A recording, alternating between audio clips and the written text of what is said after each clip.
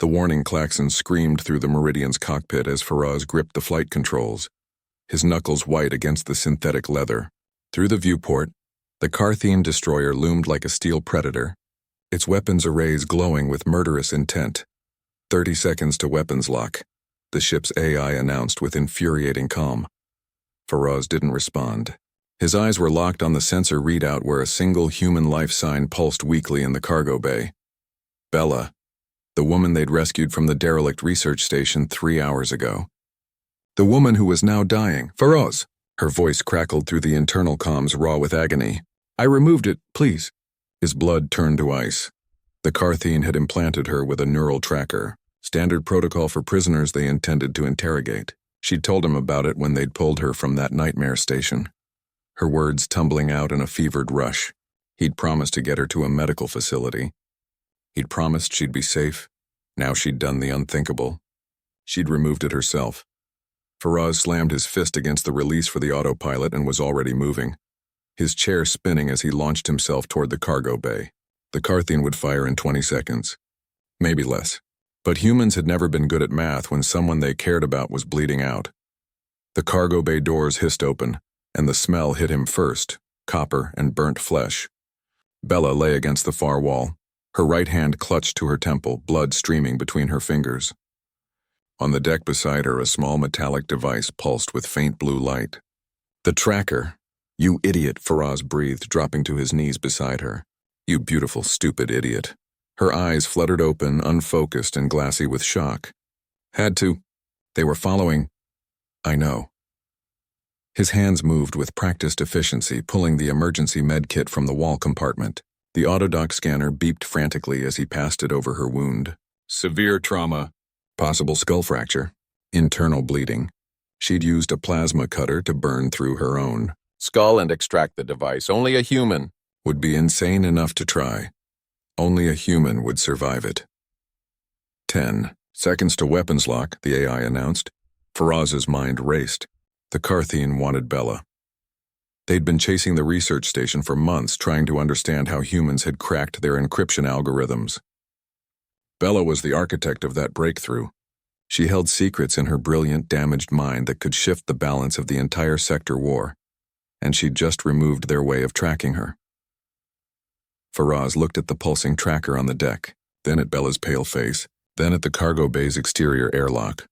I'm sorry, he whispered, pressing the autodoc injector against her neck. The sedative would knock her out instantly, stop her from feeling what came next. But we're going to make them regret ever touching you. Her eyes closed as the drug took hold.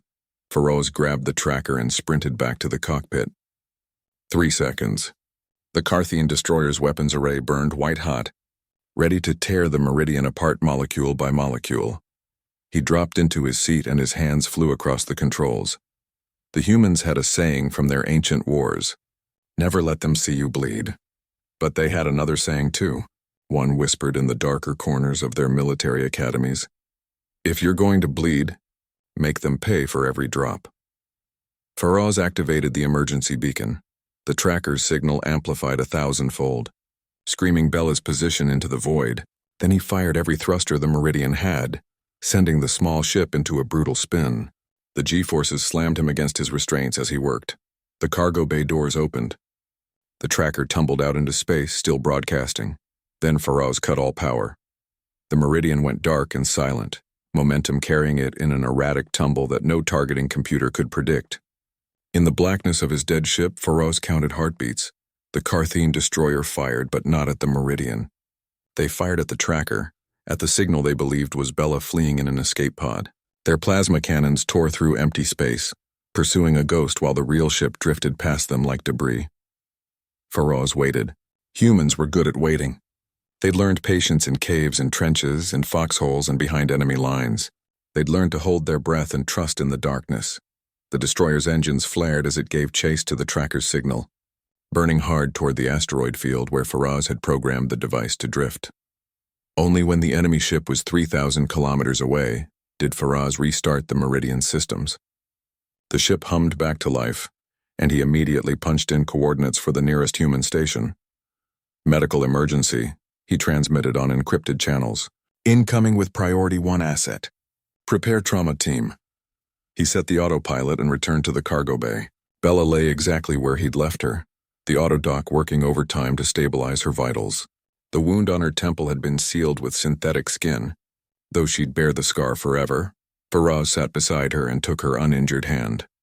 They teach us in the academy, he said quietly, that humans are the only species crazy enough to weaponize their own suffering, that we'll burn ourselves down if it means taking the enemy with us.